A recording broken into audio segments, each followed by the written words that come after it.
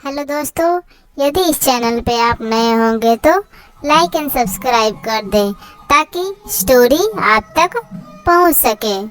आज की स्टोरी है एपीजे अब्दुल कलाम। कौन थे अब्दुल कलाम? एपीजे कलाम का जन्म तमिलनाडु के रामेश्वरम के धनुषकोडी गांव में 15 अक्टूबर को 1931 को हुआ था। उनका बचपन संघर्षों से भरा रहा है।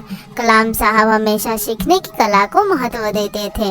वह बचपन में अखबार बेचते थे क्योंकि उनके परिवार के पास ज़्यादा पैसे नहीं थे और न ही उनके पिता जैनुलाब्दीन ज़्यादा पढ़े लिखे थे। कलाम साहब 5 भाई बहन थे। एपीजे अब्दुल कलाम की प्रारंभिक जीवन कलाम साहब ने 5 साल की उम्र में पढ़ना शुरू कर दिया था। उन्होंने रामेश्वरम से शुरुआती शिक्षा प्राप्त की।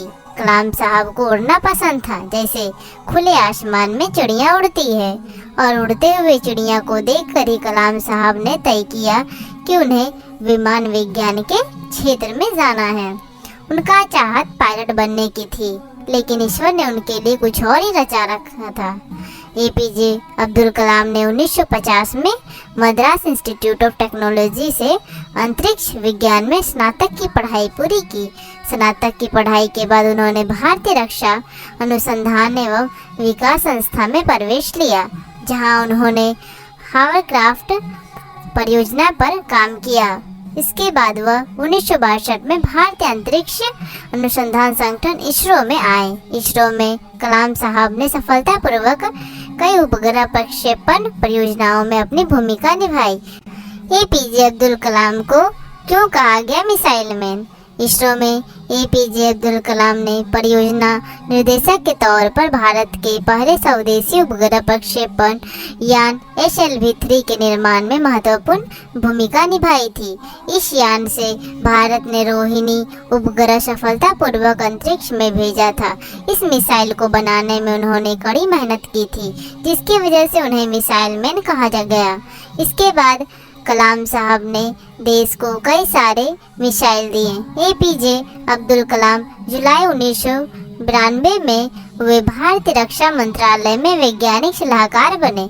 कलाम साहब के नेतृत्व में भारत ने 1998 में पोखरण में अपना दूसरा सफल परमाणु प्रक्षेपण किया और इसे पूरी दुनिया को महाशक्ति बनने का एहसास दिलाया। इस मिशन में कलाम साहब ने अभूतपूर्व योगदान दिया था। एपीजे अब्दुल कलाम 18 जुलाई 2002 को देश के 11वें राष्ट्रपति बने। राष्ट्रपति बनने के बाद भी कलाम साहब के स्वभाव में कोई बदलाव नहीं आया और इसी के बदौलत उन्हें जनता के राष्ट्रपति की उपाधि मिली। कलाम साहब ने राष्ट्रपति भवन के दरवाजे जनता के लिए खोल दिए। ऐसे कई किस्से हैं जब राष्ट्रपति भवन में उनके साथ कोई आम इंसान या किसान खाना खा रहे होते, तो कभी पुलिस वालों से वे बात कर रहे होते। कलाम साहब 2007 तक राष्ट्रपति रहे। राष्ट्रपति के पद से मुक्त होने के बाद एपीजे अब्दुल कलाम ने देश के विभिन्न कॉलेज संस्थानों में काम किया। उन्होंने लोगों के बीच रहना पसंद किया। वह हमेशा देश के नागरिकों से मिलते थे। कलाम साहब ने कई पुस्तकें लिखी हैं। उनकी पुस्तकें के लोगों के बीच काफ़ी लोकप्रिय हुई। कलाम साहब का सपना 2020 तक भारत को शक्तिशाली और आर्थिक रूप से समृद्ध बनाना था। कलाम साहब के 79वें जन्मदिन को संयुक्त राष्ट्र ने विश्व विद्यार्थी दिवस के रूप में मनाने की घोषणा की थी। इसके साथ ही उन्हें भारत सहित दुनिया भर के देशों ने कई पुरस्कारों से नवाजा है। भारत सरकार ने उन्हें 1997 में भारत रत्न, 1981 में पद्म विभूषण और 1990 में पद्म विभूषण से सम्मानित किया गया।